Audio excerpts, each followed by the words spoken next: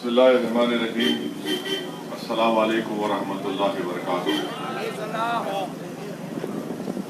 जनाब आर.के.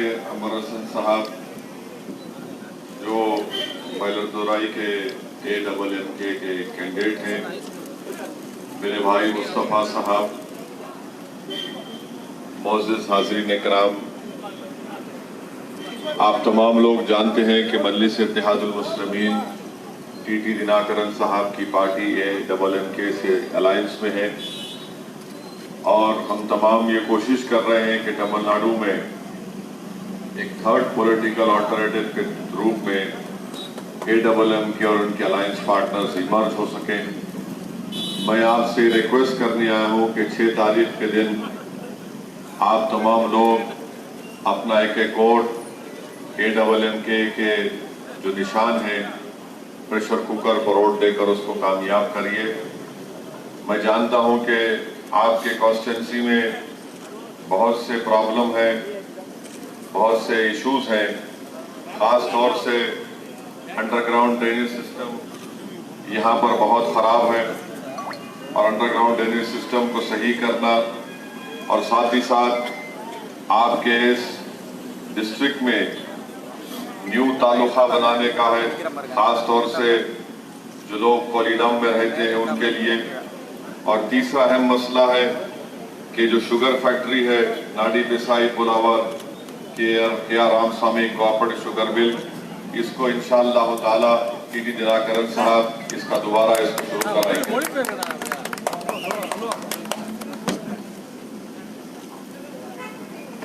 மீதும் இறைவனின் சாந்தியும் சமாதானம் உண்டாவதாக. தமிழகத்தில் உள்ள சட்டசபை தேர்தல்களிலே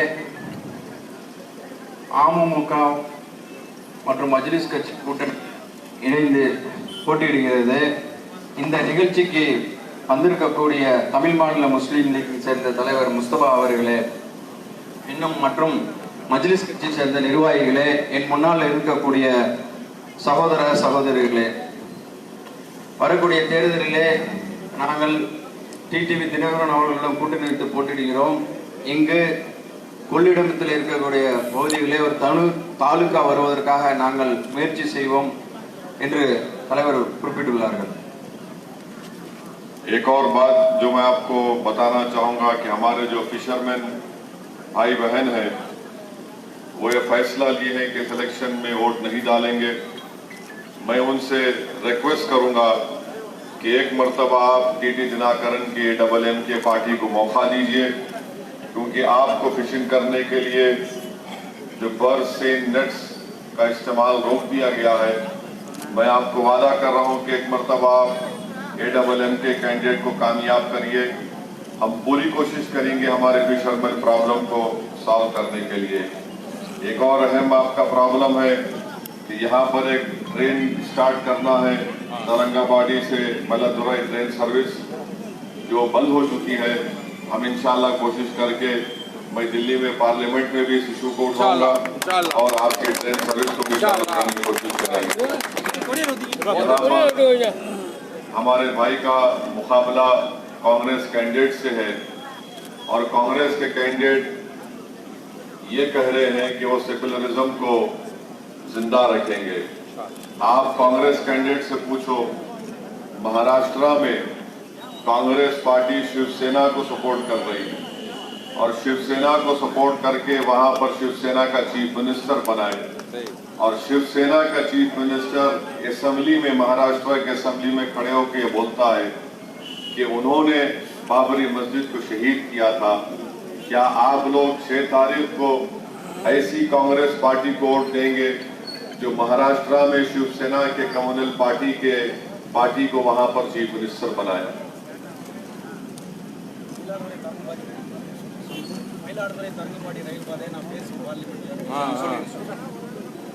இங்கு உள்ள மீனவர்கள் நாங்கள் தேர்தலை புறக்கணிக்க போவதாக சொல்லியிருக்கிறார்கள். அவர்களுக்கு பல இன்னல்கள் இருக்கிறது.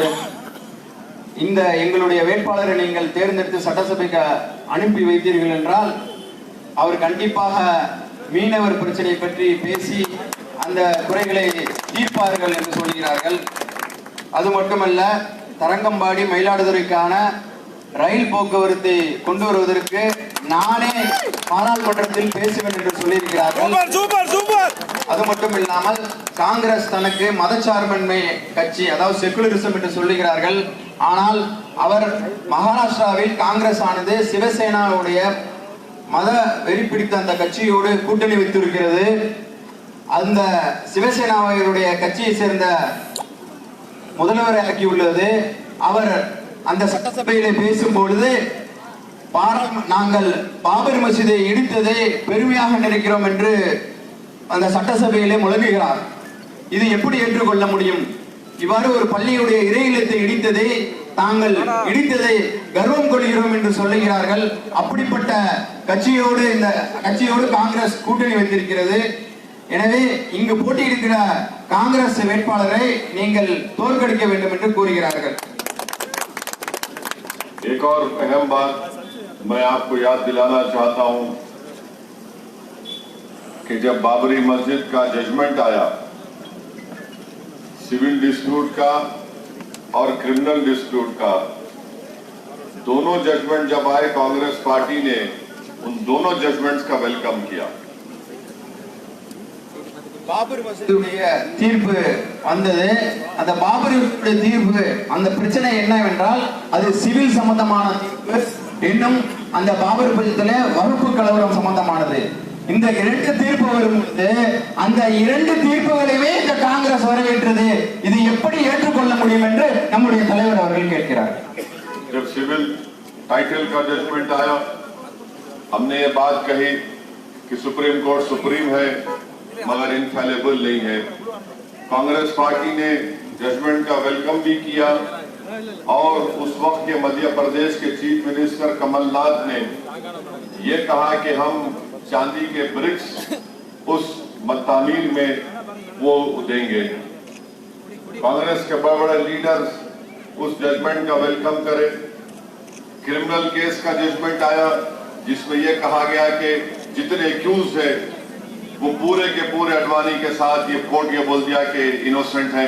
कांग्रेस पार्टी ने भी उसका वेलकम किया. इनका कांग्रेस पार्टी का सेकुलरिज्म से मोहब्बत देखिए आप. जब अनलॉफुल एक्टिविटीज प्रिवेंशन एक्ट का बिल अमित शाह पार्लियामेंट में लेकर आए, उस बिल को सपोर्ट कांग्रेस पार्टी ने किया. लोकसभा में कांग्रेस पार्टी ने उस बिल को सपोर्ट किया और राज्यसभा में भी कांग्रेस पार्टी ने उस बिल को सपोर्ट किया. आप जानते हैं कि तमिलनाडु में second highest number of cases UAPA के बुक हुए हैं. इसका जिम्मेदार भी कांग्रेस पार्टी है. मैं पार्लियामेंट में जब यूएपीए बिल आया उसका वॉइसिफरसली अपोज किया और जब मैं उसका वोटिंग का मुतालबा किया, डिमांड किया, डिवीजन किया, ना डीएमके वोट देते हैं ना कांग्रेस पार्टी तो बीजेपी के साथ थी. आप खुद देखिए कि कांग्रेस पार्टी डीएमके के साथ है और यूएपीए बिल में नरेंद्र मोदी को सपोर्ट करते और डीएमके उस बिल के खिलाफ वोट देने के बजाय वो वॉकआउट करते हैं पार्लियामेंट से. ये डीएमके का डबल चेहरा है. ये कांग्रेस का असल कम्युनल फेस है. பாபர் தீர்ப்பை பார்த்தோம் என்றால் ஒன்று சிவில் சம்பந்தமானது, மற்றொன்று வகுப்பு கலவரம் சம்பந்தமாக உள்ளது.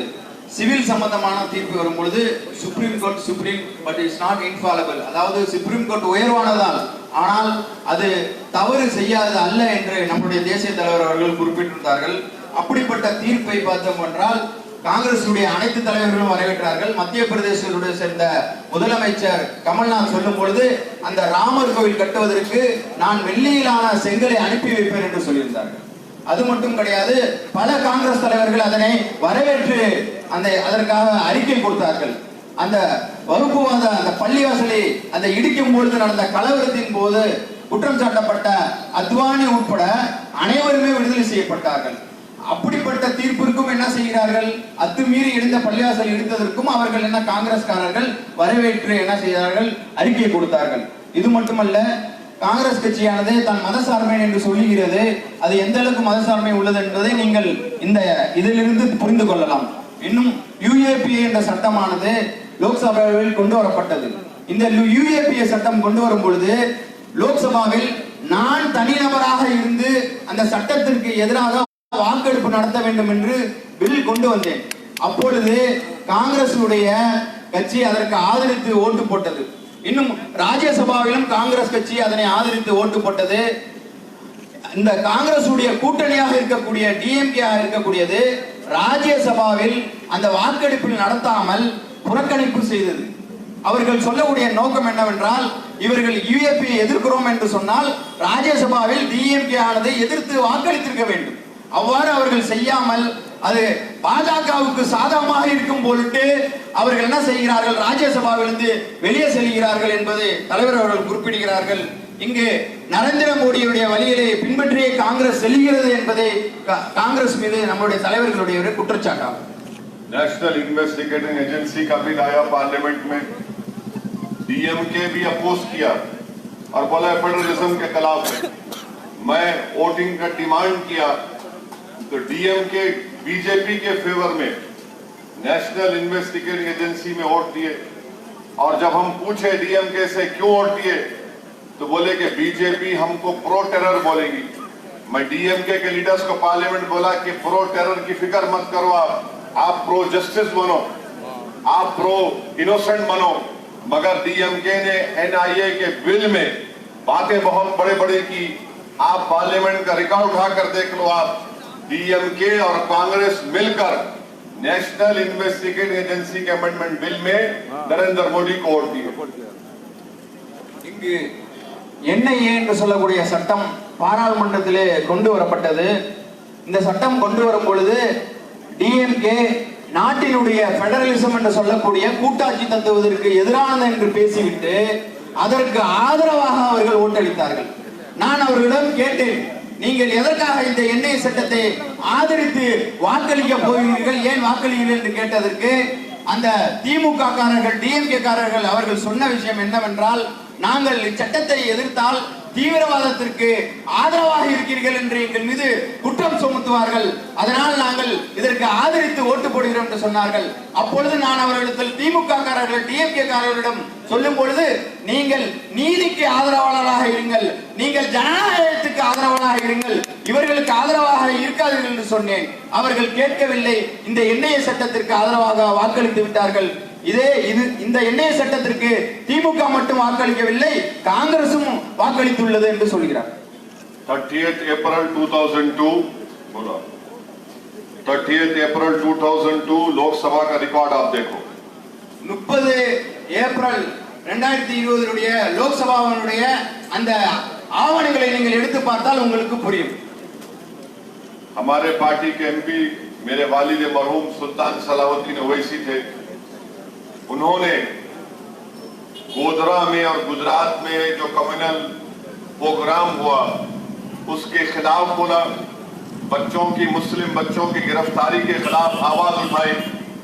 आप आज भी पार्लियामेंट पर रिकॉर्ड है, अप्रैल 30 2002 को डीएमके ने उस वक्त अटल बिहारी वाजपेयी हुकूमत का साथ दिया, उस मोशन को डिफीट किया और गुजरात के राइट विक्टिम्स के साथ नहीं खड़े रहे. आज हम टीटी दिनाकरन के साथ इलेक्शन लड़ रहे हैं तो हम बी टीम हो जाते, हम वोट काटने वाले हो जाते.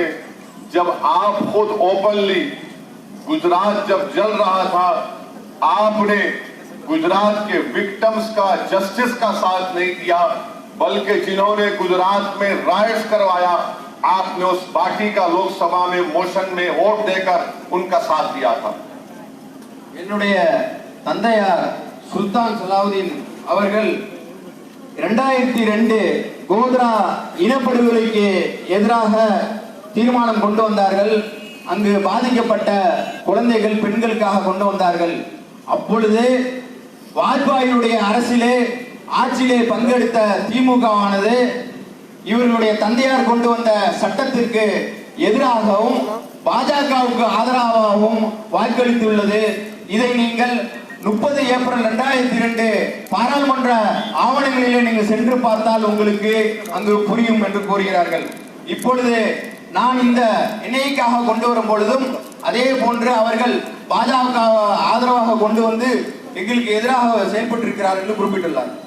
कांग्रेस पार्टी AMM के पर एलिगेशन लगाती है, वोट डिवाइड कर रहे हैं, हम इनकी सपोर्ट कर रहे हैं। हम कांग्रेस पार्टी से पूछना चाह रहे हैं, अगर आज इस मुल्क में बीजेपी के पास 300 MP है, उसका जिम्मेदार कौन है? उसका जिम्मेदार क्या टीटी दिनाकरन है? उसका जिम्मेदार क्या सैयदुद्दीन ओवैसी है? अगर राहुल गांधी अमेठी में इलेक्शन हार गए, वायनाड में जीतते हैं जहां पर 30% माइनॉरिटीज है, तो उसका जिम्मेदार कौन है? उसका जिम्मेदार कांग्रेस पार्टी है। कांग्रेस पार्टी की कमजोरी की वजह से, कांग्रेस पार्टी की इनकैपेसिटी की वजह से बीजेपी एक नहीं 2 मरतबा इलेक्शन जीत गई। कांग्रेस पार्टी के लास्ट 2 साल में मोर देन 40 MLAs कर्नाटका में, अरुणाचल प्रदेश में, पुडुचेरी में, 4-5 स्टेट से कांग्रेस को छोड़कर बीजेपी में भाग जाते हैं। क्या वो भी क्या दिनाकरन साहब से पूछ के गए थे क्या? இதுக்கு முன்னாடி பேசும்போது குஜராத்திலே இந்த திமுக அரசானது அப்பாவி மக்களுக்கு உடன் இல்லாமல் பாஜகவுக்காக துணை உள்ளது என்று குறிப்பிட்டார்கள். இன்னும் காங்கிரஸ் கட்சியானது AMM அமமுகவையும் என்னையும் சேர்த்து பாஜகவுடைய பிடிஎம் என்று சொல்லுகிறார்கள். அந்த இப்பொழுது பாஜக அரசு 300 MPகளை பெற்று, மோர் தென் 300 MP பெற்று வலுவான நிலையில் ஆட்சியை பிடித்து இருக்கிறது. இதற்கு என்ன டிடிவி காரணமாக இருக்கிறார்கள் என்று கேள்வி எழுப்புகிறார்கள். அது மட்டுமில்லாமல் ராகுல் காந்தி வடமாநிலத்திலே அமேதி தொகுதியிலே தோல்வி வருகிறார். அமேதி தொகுதியிலே தோல்வியிட்டு 30% மட்டுமே இருக்கக்கூடிய கேரளா வயநாடுகளிலே வந்து வெற்றி பெறுகிறார். அப்பொழுது அங்கே தோற்றதற்கு என்ன நாங்கள் காரணமா என்று கேட்கிறார்கள். இன்னும் இதற்கு அப்புறம் கிட்டத்தட்ட இந்த 2 ஆண்டுகளிலே 40ற்கு மேற்பட்ட MLAக்கள், அதாவது கர்நாடகா, அருணாச்சல் பிரதேஷ், புதுச்சேரி போன்ற இன்னும் எத்தனையோ மேற்பட்ட மாநிலங்களிலிருந்து காங்கிரசுடைய MLAக்கள் பாஜகவுக்கு விலை போகிறார்கள். இதற்கு என்ன டிடிவியும் நானுமா காரணம் என்று கேள்வி கேட்கிறார். इसलिए मैं आप तमाम मल्लादुराई के लोगों से अपील कर रहा हूं, कांग्रेस को वोट देना बीजेपी को वोट देने के बराबर है। अगर आप इनको वोट देंगे तो कल जाके नरेंद्र मोदी के गोट में बैठ के चाय भी पी सकते हैं। இதிலிருந்து நான் சொல்ல வருவது என்னவென்றால், நீங்கள் காங்கிரசுக்கு போடக்கூடிய ஒவ்வொரு ஓட்டுமே பாஜகவுக்கு போடக்கூடிய ஓட்டு என்று சொல்கிறார்கள்.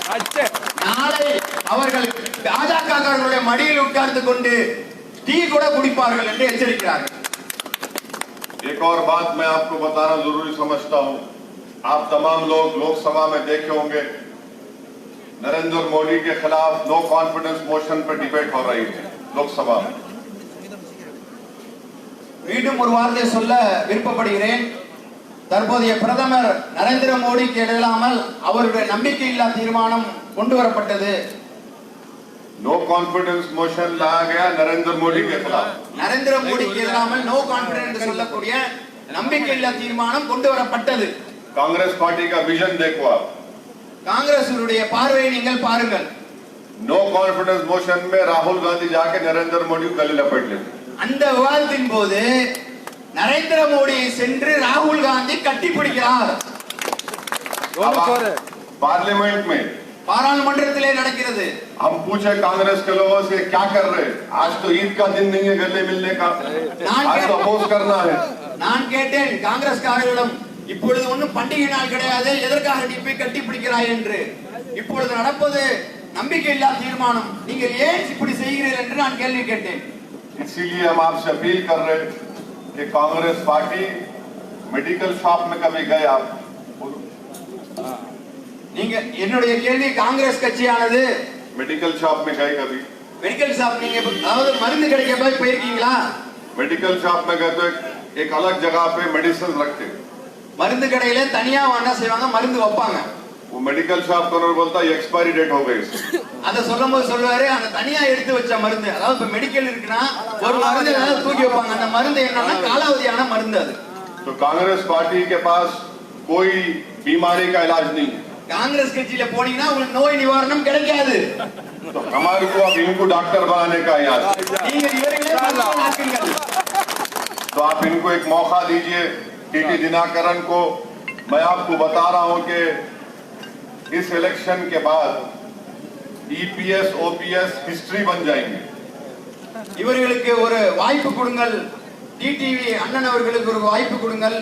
இந்த தேர்தலுக்கு பிறகு இபிஎஸும் ஓபிஎஸும் ஒரு வரலாறாக மாறுவார்கள் என்று சொல்கிறார்கள். அதாவது காணாமல் போவார்கள் சொல்கிறார்கள், காணாமல் போய்விடுவார்கள். और अम्मा की लेगेसी को, एमजीआर की लेगेसी को अगर कोई लेकर आगे बढ़ने वाला है वो सिर्फ उसका नाम टीटी दिनाकरन है। அம்மாவுடைய கொள்கையை கொண்டு வரக்கூடியவர்கள் யார் என்றால் அது மக்கள் செல்வர் டிடிவி ஆவார். ईपीएस ओपीएस नरेंद्र मोदी के सगे भाई बन चुके हैं, इसलिए उनको हारना जरूरी है। आपके बाद ईपीएஸும் ஓபிஎஸும் மோடியினுடைய சகோதரர்களாக மாறிவிட்டார்கள். அதனால் அவர்களை கண்டிப்பாக நீங்கள் ईपीएஸையும் ஓபிஎஸையும் இந்த தேர்தலிலே தோற்கடிங்கள் என்று கேட்கிறார். मैं मलरदोराई के हमारे किसान भाइयों से अपील कर रहा हूं कि जब अनसीजनल बारिश हुई उनको पैसे नहीं मिले उनके लॉस के, इसलिए कि एडीएमके के ईपीएस ओपीएस एंटी फार्मर, अगर कोई आदमी पूरे कंट्री में नरेंद्र मोदी है, वो एंटी फार्मर पार्टी के साथ आज ईपीएस ओपीएस खड़े हुए हैं। मैं इस कॉन्स्टिट्यूंसी के पूरे फार्मर से अपील कर रहा हूं कि इस मर्तबा आप कांग्रेस को वोट मत दीजिए, एडीएमके को मत दीजिए, बल्कि एडबलएनके के हमारे कैंडिडेट को वोट दीजिए। நான் மயிலாடுதுறையில் உள்ள விவசாயிகளிடம் ஒரு கோரிக்கை வைக்கிறேன். இங்கு மழை பொய்த்து விட்டால் இந்த விவசாயிகள் அதிகமாக பாதிக்கப்படுகிறார்கள். அவர்களுக்கு இவர்கள் எந்த நிவாரணமும் தருவதில்லை. மத்தியில் இருக்கக்கூடிய மோடி அரசானது விவசாயிக்கு எதிரான அரசாக இருக்கிறது. அதே போன்று இந்த மாநிலத்தில் இருக்கக்கூடிய எடப்பாடி அரசும் அந்த மோடி அரசுக்கு ஆதரவாக இருந்து கொண்டு விவசாயிகளுக்கு எதிராக செயல்படுகிறது என்று குறிப்பிடுகிறார். एक और अहम बात मैं आपको बताना जरूरी समझता हूं कि पूरे मुल्क में आज फैसिज्म अपने उरूज पे है, फैसिज्म कम्युनिज्म अपने पीक पर है। நான் மற்றொரு வார்த்தை சொல்ல கடமைப்பட்டுள்ளேன். இந்திய நாட்டிலே பாசிசம் என்று சொல்லக்கூடிய அந்த பாசிச சக்தி மிகப்பெரிய கோர தாண்டவம் ஆடி உச்சத்திலே இருந்து கொண்டிருக்கிறது. और आप देखिए दिल्ली का चीफ मिनिस्टर, நீங்கள் பாருங்கள் दिल्लीயின் முதல்வர் ये बोलता है कि वो हनुमान भक्त है और मैं हनुमान चालीसा पढ़ता हूं। நான் ஹனுமான் பக்தன், हनुमान साला என்ற பாடலை பாடுகிறேன். बंगाल चीफ मिनिस्टर ममता बनर्जी बोलती मैं हिंदू ब्राह्मण हूं, मैं चंडी पाठ पढ़ती हूं। மேற்கு வங்கத்தை சேர்ந்த மம்தா பானர்ஜி சொல்கிறார் நான் இந்து பிராமண சமூகத்தை சேர்ந்தவர், நான் சண்டி பாட்டு என்ற அந்த புராண வேதத்தை பாடுகிறேன். और डीएमके अपने इलेक्शन मैनिफेस्टो में बोलते हैं कि जो काशी मथुरा जाएंगे उनको 25,000 से लेकर 1 लाख रुपए देंगे। திமுகவை சேர்ந்த ஸ்டாலினுடைய தேர்தல் அறிக்கையிலே நாங்கள் கோவில் செல்பவர்களுக்கு 25,000 இருந்து 1 லட்சம் தருகிறோம் என்று சொல்லுகிறார்கள். ये सॉफ्ट हिंदुत्व नहीं, ये रियल हिंदुत्व है जो डीएमके और बंगाल में दिल्ली में प्रैक्टिस हो रहा। இது மிதமான இந்துத்துவா கிடையாது, உண்மையான இந்துத்துவாவின் ஒரு வடிவம் என்று சொல்லுகிறார்கள். அதை செய்வது இந்த திமுக, மேற்கு வங்கத்தை சேர்ந்த மம்தா பானர்ஜி, இன்னும் டெல்லியில் சேர்ந்த केजरीवाल आवर। मैं मइलादुराई के तमाम लोगों से, तमिलनाडु की आवाम से रिक्वेस्ट कर रहा हूँ, ये हिस्टोरिकल जगह है पूरे इंडिया में, तमिलनाडु एक हिस्टोरिकल प्लेस है। நான் மயிலாடுதுறை மக்களே சொல்ல கடமைப்பட்டுள்ளேன், இந்த தமிழ்நாடு வரலாற்று முக்கியத்துவம் வாய்ந்த ஒரு பகுதி.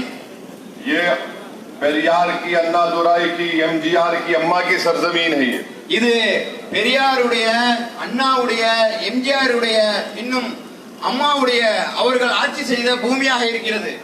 अगर यहाँ पर आप 6 तारीख को सही तरीके से अपना वोट इस्तेमाल नहीं करेंगे, आप मेरी बात लिख कर रख लो, आइंदा पार्लियामेंट इलेक्शन में बीजेपी एक स्पोर्ट्स ना बन जाए, खुदा ना खास्ता। வரக்கூடிய ஏப்ரல் 6ஆம் தேதி நீங்கள் இவர்களுக்கு வாக்களிக்காமல் போய் இன்னும் அதன் பிறகு பாஜக வந்து விட்டதென்றால் அவர்கள் மிகப்பெரிய ஒரு சக்தியாக நமக்கு எதிராக உருவெடுப்பார்கள் என்பதை எச்சரிக்கை செய்கிறார்கள். आपको एक मिसाल बताता हूं मैं, पूरे साउथ इंडिया में सबसे ज्यादा आउट ऑफ स्कूल चिल्ड्रन अगर किसी की है दलित के बाद तो तमिलनाडु में मुस्लिम बच्चों के हैं.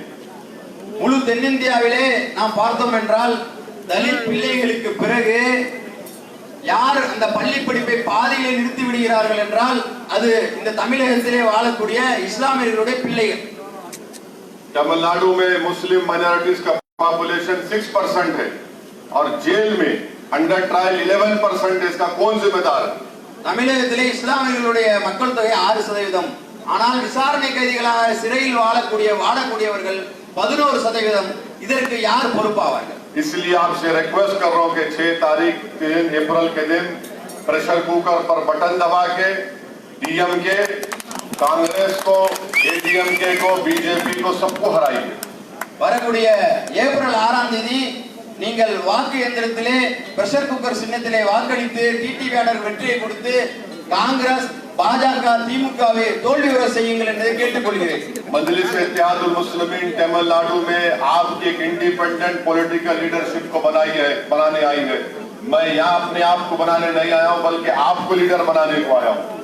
இந்த மஜ்லிஸ் இத்திஹாதுல் முஸ்லிமீன் என்று சொல்லக்கூடிய ஏஏஎம் கட்சியானது இங்கு உள்ள மக்களுக்கு, தலித் இஸ்லாமியர்களுக்கு தனித்துவம் வாய்ந்த ஒரு தலைவரை நான் உருவாக்குவதற்காகவே இங்கு வந்துள்ளேன். आपको लीडर बनना है, आपको लोडर बनना नहीं है, लीडर बनना है आपको. நீங்கள் தலைவர்களாக ஆக வேண்டும், நீங்கள் தொண்டர்களாக இருக்கக்கூடாது, மற்றவர்கள் சேவை செய் கொள்ளையர்களாக இருக்கக்கூடாது. இன்னும் நான் ஆந்திராவிலே தலைவராக நான் இருந்து கொண்டிருக்கிறேன். இங்கு நான் தலைவராகுவதற்காக நான் வரவில்லை, உங்களில் ஒருவரை நான் தலைவராவதற்காக நான் வந்துள்ளேன் என்று குறிப்பிட்டுள்ளார். गुजरात में 2 मिनट, गुजरात में गोधरा में एमआईएम पार्टी के 7 कॉर्पोरेटर्स है. हम 7 कॉर्पोरेटर्स जीते, इंडिपेंडेंट से अलायंस करके हमारे हिंदू भाई को गोधरा में मेयर बनाए. एमआईएम का डिप्टी मेयर बना और बीजेपी को वहां मेयर बनाए नहीं है गोधरा में हम लोग. அதாவது ஒரு வரலாற்று முக்கியத்துவம் வாய்ந்த ஒரு நிகழ்வு நடந்திருக்கிறது. குஜராத்திலே உள்ள கோத்ரா மாவட்டத்திலே எம்ஐஎம் கட்சியானது 7 இடத்திலே வெற்றி பெற்று கவுன்சிலர்களாக, கார்பரேட்டர்களாக தேர்ந்தெடுக்கப்பட்டார்கள். அவர்கள் சுயேட்சைகளுடன் சேர்ந்து அதில் உள்ள ஒரு இந்து சகோதரர்களை மேயராக ஆக்கி நாங்கள் துணை மேயராக ஆக்கி இருக்கிறோம். आपका बहुत बहुत शुक्रिया. 6 तारीख के दिन इनको हीरो बना दो. आप प्रेशर कुकर बटन दबाइए और यहाँ पर कम्युनिज्म, फैसिज्म को हरा के कांग्रेस पार्टी कुछ नहीं कर सकती. कांग्रेस पार्टी खत्म है. कांग्रेस पार्टी हिस्ट्री बनने वाली है. आप तमिलनाडु की पॉलिटिक्स में हिस्ट्री बनाइए और दीनाकरण को इंशाअल्लाह ताला तमिलनाडु का सीएम बनाइए.